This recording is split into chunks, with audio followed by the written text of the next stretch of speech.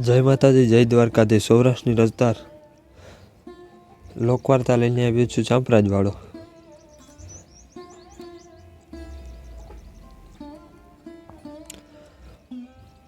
મોટું ભડકતું હતું, હબસીના મોઢા જેવું અંધારું હતું. ક્યાંક ક્યાંક વીજળીના સડાવા થતા હતા. તેમાં ભાદરનું ડોહળું પાણી કોઈ જોગણાના ભગવા અચડા જેવું દેખાતું હતું. એ અંધારે જેતપુર ગામમાં, હાલ જ્યાં ચાપરાજની ડેલી નામે ઓળખાતો ખાંચો છે, ત્યાંની દરબાર દોઢીની નાની બારી ઉઘડી અને જુવાન રજપૂત ચાપરાજવાળો જંગલ જવા નીકળ્યો. વાળા રજપૂતો વટલીને કાઠી થયા પહેલાંની આ વાત હોવાનો સંભવ છે. એક હાથમાં પોટલીઓ છે, બીજો હાથ બગલમાં દાબેલી તલવારની મૂઠ ઉપર છે. અંગે ઓઢેલા કામળો વરસાદના ઝીણા ઝીણા ઝરમરિયા છાંટા ઝીલતા આવે છે. એકાએક રજપૂત ભાદરની ભેખડ ઉપર થંભી ગયો. કાન માંડ્યા. આઘે આઘેથી કોઈ રોતું હોય ને ભેળું ગાતું પણ હોય એવા સૂર સંભળાય છે. કોઈ બાઈ માણસનું ગળું લાગ્યું, નક્કી કોક નિરાધાર બોન દીકરી, એમ મનમાં બોલીને ચાંપરાજ પગ ઉપડ્યા. તલવાર બગલમાંથી કાઢીને હાથમાં લઈ લીધી. કાં કોઠી છોડી નાખી. અવાજની દિશા બાંધીને એકદમ ચાલ્યો. થોડેક ગયો ત્યાં ચોખ્ખું ચોધાર રોણું સંભળાણું. વીજળીને ચપકારે બે ઓળા વર્તાણા. માટી થાજે કુકર્મી એવી હાકલ દેતા ચાપરાજે નદીની પડલેલી ભેખડો ઉપર ગારો ખૂંદતા ખૂંદતા દોટ દીધી. નજીક ગયો ત્યાં ઊભો રહી ગયો. કોઈ આદમી ન દીઠો, માત્ર તેજના બે ઓળા જ દેખ્યા. અંગ ચોખા ન દેખાણા, પણ હતી તો સ્ત્રીઓ જ. એક ગાય છે ને બીજી રૂવે છે. કોણ? ચાંપરાજવાળો કે? ગાતા ઓળા એ મીઠે કંઠે પૂછ્યું. હા, તમે બાયું અટાણાએ શીત કલમપાન કરો છો? ચાંપરાજવાળા, બીસ નહીં ને કે? બીઉં સીધ, હું રજપૂત છું. ત્યારે અને અપ્સરાવું છીએ. અપ્સરાવું? અહીં સીધ. અહીં કાલે સાંજે જૂથ થશે. આ ભાદરમાં રુધિર ખળકશે તે એમાં મોખરે બે જણ મરશે. પહેલો તારો ઢોલી જોગડો ને બીજો તું ચાપરાજ વાળો.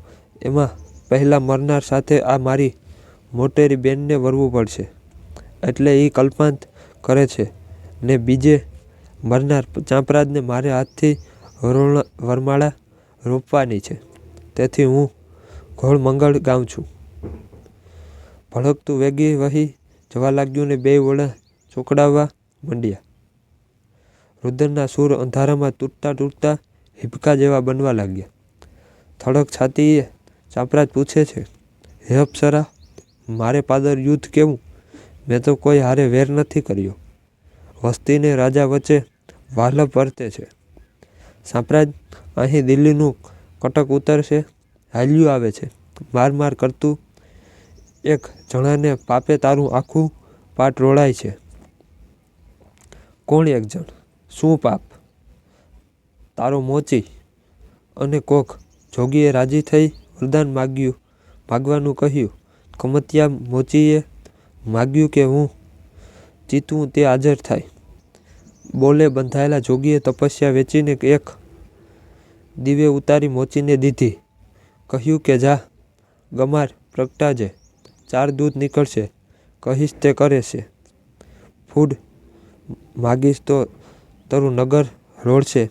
પછી તો ચાંપરાજ મોચીડે મધરાતે દીવી પ્રગટી. 4 ફિરસ્તા નીકળ્યા. કામીએ માગ્યું કે દિલ્હીની શાહજહાંની પલંગ શોધી આણો. ચાપરાજના હૈયામાંથી અંધારે નિશાસો પડ્યો. પછી તો ચાંપરાજ રોજ રાતે શેજાદીને પલંગ શોધી મંગાવે. ફૂલ જેવી શેજાદી, ચામડાની દુર્ગંધ જાગી જાય. મોચી બીને એનાથી ઓળંગો રહે. ભડકડે પાછો પલંગ ફિરસતા પાસે દિલ્હી પહોંચાડવાય ભડકડું ભાગવા લાગ્યું. ઓળા ઝાંખા થવા લાગ્યા. વાત કહેનારીવો અવાજ ઊંડો બન્યો. એમ કરતાં ચાપરા 6 મહિને શહેજાદીનું શરીર સુકાણું. હુરમે ફોસલાવી પટાવી બેટીને હૈયાની વાત પૂછે. દીકરીએ અંતરની વેદના વર્ણવી પાદશાહને વિગત પાડી. પાદશાહે શીખવ્યું કે બેટી, આજ પૂછતી અવાજે કર્યું ગામ કયો, રાજા પોતે કોણ ને નામ શું? એ પ્રમાણે તે દિવસની મધરાતે મોચીન ઘરમાં આળસ મરડીને શહેજાદી બેઠી થઈ પૂછ્યું. 6 મહિને સુંદરી બોલી. તેથી રાજી થઈને મોચીએ નામઠામ દીધા. એ એંધાણે પાદશાહનું કડક ચડ્યું. કાલની રાતે આપણે બેય સુરાપરીમાં સંગાથી હશું. ચાંપરાજ, માટે હું આજ હરખ ભરી ગાઉં છું. એ જ વખતે બીજા ઓળાએ જાણે કે જંડિયા પીખ્યા સીંચો પાડી અને પરોઢિયાના ફૂટતા તેજમાં બેયના અંગે ઓગળી ગયા. ભાદર રોતી રોતી વહેતી હતી.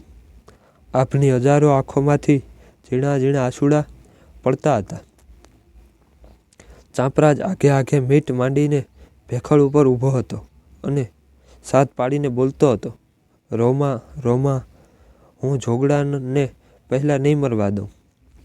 પાઘડીનો આટો લઈ જાણનાર એકાએક જેતપુરીઓ જુવાને ઘરડો રજપૂત દોઢીમાં હલકયો છે. શરણાઈઓ સિંધુડાના છેચાટ ખેંચી રહી છે અને તરઘાયો ઢોલ ધ્રુસકવા જોગડો ઢોલી ઘૂમે છે. જુવાનોની ભૂજાઓ ફાટે છે. કેસરિયા રંગના રંગાડા ઉકળે છે. એ મોચકાને બાંધીને સીરી નાખો. એ કુકર્મીને જીવતો સળગાવી દો. ડાયરાના જુવાનોએ રીડિયો કર્યો, પણ એ બધાને વાર્તો ચાંપરા ધીરે ગળે કહેવા લાગ્યું. બાપ થવાની હતી તે થઈ ગઈ. એમાં મોચીને માર્યો આજ કાંઈ યુદ્ધ અટકશે એને? એ તો ગામ બધાનું પાપ, રાજાને રૈયત સૌનું પાપ. નીકર રજપૂતને ગામ ટીંબે કોઈને આવી કમત સૂજે કે જીકે કેમ? પણ હવે આ જોગડા ઢોળીનું શું કરવું છે? બાપ ચાંપરાજ, એના પિતા એબલવાળો બોલ્યો. એ ગાવાવાળા ઈ અરજણ વીર હોય, ઈ અપ્સરાને વરે. એમાં નાતજાત ન હોય જોવાય. મર જોગડો પેલો પોખાતો જેતપુરનું જાજો જસ ચડશે. પણ બાપુ, ઓલી 16 વર્ષની રંભા આજ ભડકડે કાંઈ રોતી હતી. બહુ જ વહરું રોતી હતી બાપ. એના મનખ્યોય ધૂળ મળશે. માટે કહું છું કે જોગડાને કોઠાની માલિકો આજનો દિવસ પૂરી રાખીએ. ઈ તે કેમ બને? ચાંપરાજભાઈ, બીજા જુવાનોએ કહ્યું. એનો તરઘાયો વગડ્યા વિના કાંઈ સુરાતન થોડું ચડવાનું. બીજા હાથની દાંડી પડી એ કાંઈ માથા પડે ને ધડ થોડા લડે. તો ચાંપરાજ, હું ઝૂકતી જ સૂંજાડું. એ ભલવાળાએ ધ્યાન પહોંચાડ્યું. જોગડાને લઈ જવા કોઠાની માથે ત્યાં એના ડેલીને દોરડે બાંધી વાળો. હાથ છોટો રાખો ને હાથમાં ઢોલ આપો. ઊંચે બેઠો બેઠો એ વગાડે ને હેઠે ધીંગાણું ચાલે. પણ મજબૂત બાંધજો, જોજો તોડાવી ન નાખે. સાચી વાત છે બાપુની, કહીને જુવાનો અંગ કરવા લાગ્યા. કેસરિયા લુગડાનો ઘટાતોપ બંધાઈ ગયો. પ્યાલા જેવી તલવારો સજાઈ ગઈ. ગાઢા કસુંબા ઘોળાવા લાગ્યા અને છેલ્લી વારની અંજળિયું બાપ પાયલ્યો એવા હાકોટા થયા. તડકો નમ્યો. સૂરજ ધૂંધળો થવા લાગ્યો. ગગનમાં ડમરી ચડતી દેખાણી. જો ભાઈ જોગડા, સામે ઊભું એ પાછાનું દળકટ. આપણે જણ છે પાખા. જેતાણું આજ બોળાઈ જશે. તુને બાંધ્યો છે તે આટલા સારું ભુજાયું તોડી નાખજે. પણ તરઘાયો થોભાવીશમાં આ કોઠા સામા જ અમારા માથા પડે ને ધડ લડે એવો ઢોલ વગાડજે. સુરાતન થરક થરક કંપતો જોગડો ઢોલી ચકચૂર આંખે ચાપરાજની સામે નિરખી રહ્યો. કસકસીને એની કાયા બંધાઈ ગઈ છે. ધ્રુસાંગ ધ્રુસાંગ ધ્રુસાંગ એની દાંડી ઢોલ ઉપર પડવા લાગી અને ડેલીમાંથી વાળા રજપૂતોને કેસરી દળ દાતમ તલવાર લઈ હાથમાં ભાલા સોતું દોડ દેતું નીકળ્યું. પણ ન રહી શક્યો ઝઘડો ઢોલી. માથે કસકસાટ બાંધ્યો ન રહી શક્યો. કાયરને પણ પાણીને ચડાવનારી એની બે ભુજાઓમાં કોણ જાણે ક્યાંથી જોમ ઉભરાણું. કોઠા નીચે બેવ સૈન્યોની ઝીકાઝીક મંડાવાને હાકે ઘડી બે ઘડી જાય છે. તલવારોના તોરણ બંધાઈ ગયા છે અને રણ ઘેલુડા સાંપ્રાજ મોખરે ઘૂમી રહ્યો છે. ત્યાં અહીં ઝોગડાની ભુજાઓએ અંગ ઉપરની બંધ તોડી નાખ્યા. ગળામાં ઢોલ સાથે એના ઊંચા કોઠા ઉપરથી ડીલનો ઘા કર્યો અને સૌથી પહેલાં એના પ્રાણ નીકળી ગયા. સૌથી પ્રથમ એને મરવાનું સર્જેલું હતું તે મિથ્યા ન થયું. આગે છેલ્લી ઉઠતો પેલે ઉઠ્યો પ્રાંત. ભૂપામાં પડી ભાત જમણ અભડાવ્યું ઝોગડા.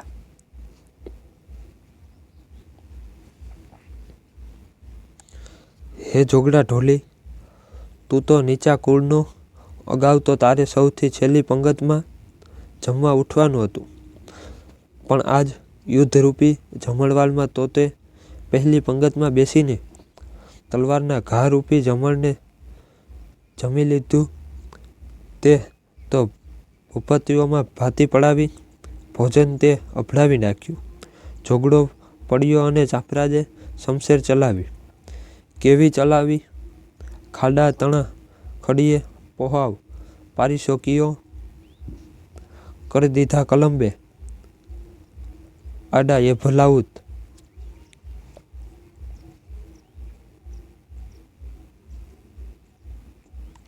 એ રાજા, તે તો યુદ્ધ ક્ષેત્રરૂપી જમણવામાં ખાંડાના ઝાટકા પેરસવા માંડ્યો. એટલું બધું પીરસાણું કર્યું કે હે અભલના પુત્ર, મુસલમાનો યોદ્ધાઓ રૂપી જમવા બેઠેલા મહેમાનોએ હાવ હાવ કરી આડા હાથ દીધા. અર્થાત તેઓ તારા સુરાતનથી ત્રાસી ગયા. સરગોળી સાબળ તણા માથે મેં થયા, તોય ચાપો ચાય ના ઓળાય ભદ્રાઉદ.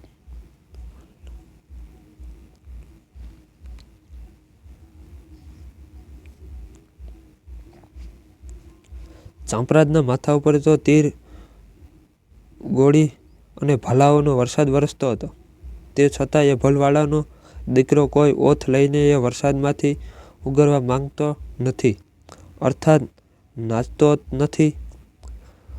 તું તાળા આવધ ધણી ચક્રવત ચક્યો ના સિયો તળાપ સદા અર્થે ચૂકે એ ભરાવું.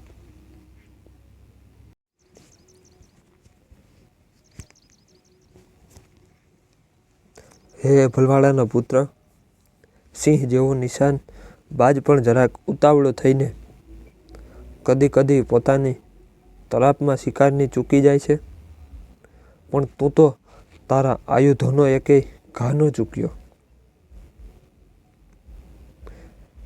એ ઊભા થયેલા ધડને જાણે કે છાતીએ નવા આંખો નીકળી તરવર વિંજાતું ધડ શત્રુઓનું ખડું કરતું કરતું ફોજને મોઢા આગળ નસાડતું ઠેઠ લાઠી સુધી હાંકી ગયું. ત્યાં જઈને થાકેલું ધડ ઢળી પડ્યું. જુવાન ચાંપરાજ પોતાની વાટ જોનારીની પાસે સુરાપુરીમાં સિંધાવ્યો. ઝોગડો ઢોલીનો છંગો પાડ્યો. જેતપુરના એ કોઠા પાસે છે ને ચાંપરાજની ખાંભી લાઠીની ટીંબે હજુ ઊભી છે. ચાંપરાજ તો ખપી ગયો, પણ પાછાના યામાં કેવો ફટકો બેસી ગયો. પાછા પતંગિયા ને પોહો પાછા જાય, ચાબો છાબમાય ઉઠે અભલ રાઉત. પાછા પાસે પ્રભાતને માલણ ફૂલ સાપ લઈને ફૂલો દેવા ગઈ. પાછા પૂછે છે કે શેનો ફૂલો છે? માલણ કહે છે કે ચપો. ચપો કરતાં પાછા ચમકે છે. ચપો ફૂલનું નામ સાંભળતા પણ એને લાગે છે કે ક્યાંક ચાપો ચાપરાજ છાબડીમાંથી ઉઠશે.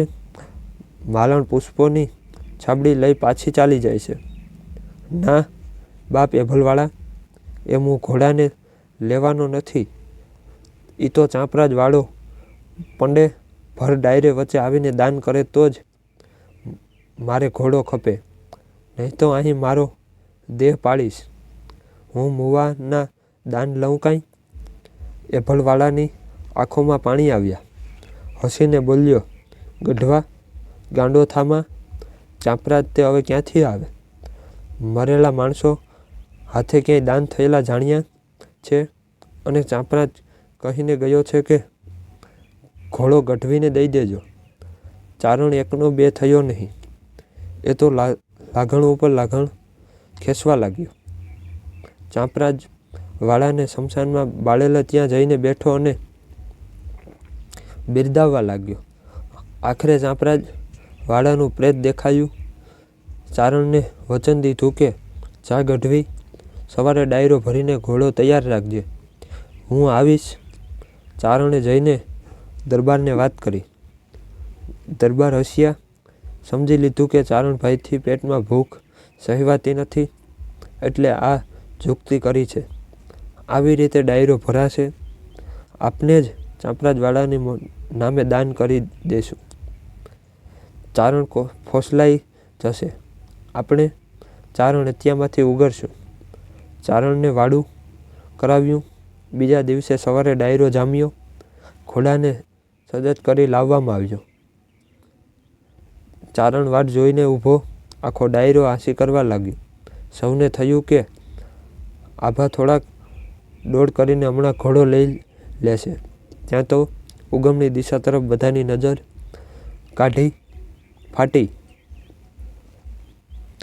ફાટી રહી. સૂરજના કિરણોની અંદરથી તેજા પુરુષ ચાલ્યો આવે છે. આવીને ઘોડાની લગામ ઝાલી અને ચારણના હાથમાં લગામ મૂકી વણ બોલ્યો. પાછો એ પુરુષ સૂર્યલોકને માર્ગે સીધાવી ગયો. ખમા ખમા તુને બાપ, એવી જય લાવીને ચારણે ઘોડો ચડ્યો. આખો ડાયરો થંભી ગયો અને ચારણો દુઆ કહ્યો. કમળ વીણ ભરત કિયો, દેહ વીણ દીધા દાન વાળા. એ વિધાન ચાપા કેને ચડાવીએ? માથા વિનાના દૂધ કર્યો અને દેહ વિના દાન દીધા, એવા બે દુર્લભ બિરદ અને બીજા કોને ચડાવીએ? ચાંપરાજવાળા, એ તો એકલા તને જ ચડાવાય. મારવાડનો એક બારોટ ચાલતો જેતપુર આવી પહોંચ્યો. એભલવાળા પાસે જઈને એણે સવાલ કર્યો, રજપૂત, હું માંગુ તે દેશો? તમે તો દાનેશ્વર ચાંપરાજના પિતા છો. એભલવાળો બોલ્યો, ભલે બારોટ, પણ જોઈ વિચારીને માગજો. હા બારોટ કહે, બાપા તમને પોતાને જ માગું છું. એભલવાળાની અચંબો લાગ્યો. એ બોલ્યો, બારોટ, હું તો બુઢો છું. મને લઈને તું શું કરવાનો હતો? મારી ચાકરી તારાથી શી રીતે થશે? તે આ કઈ રીતની માંગણી કરી? બારોટે તો પોતાની માંગણી બદલી નહીં. એટલે એ વૃદ્ધ દરબાર પોતાની રાજપાટ ચાંપરાજથી નાનેરી દીકરાને ભળાવીને બારોટની સાથે ચાલી નીકળ્યા. રસ્તે જતા દરબારે પૂછ્યું, હે બારોટ, સાચે સાચું કહીજો, આવી વિચિત્ર માંગણી શા માટે કરી?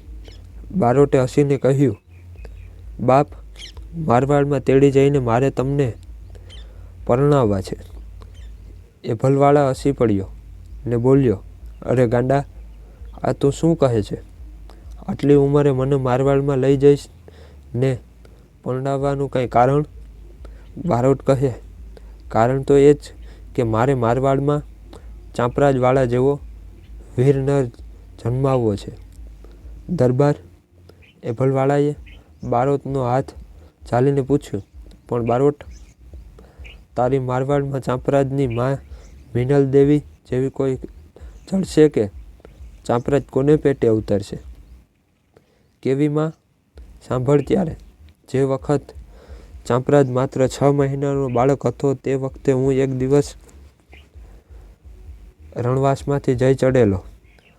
પારણામાં ચાંપરાજ સૂતો સૂતો રમે છે. એની માની સાથે વાતો કરતાં કરતાં મારાથી જરાક અડપલું થઈ ગયું. ચાંપરાજની માં બોલ્યા, હા હા, ચાંપરાજ દેખે છે. હા, હું હસીને બોલ્યો, જારે ગાંડી, ચાંપરાજ 6 મહિનાનો બાળક શું સમજે?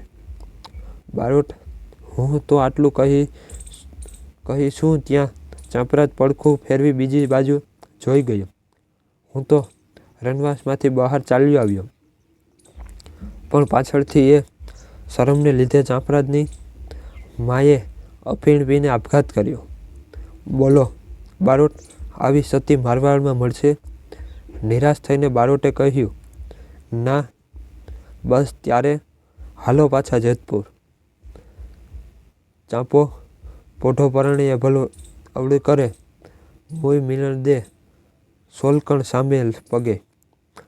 આ લોકવાર્તા ચાંપરાજવાળાની પૂરી થાય છે.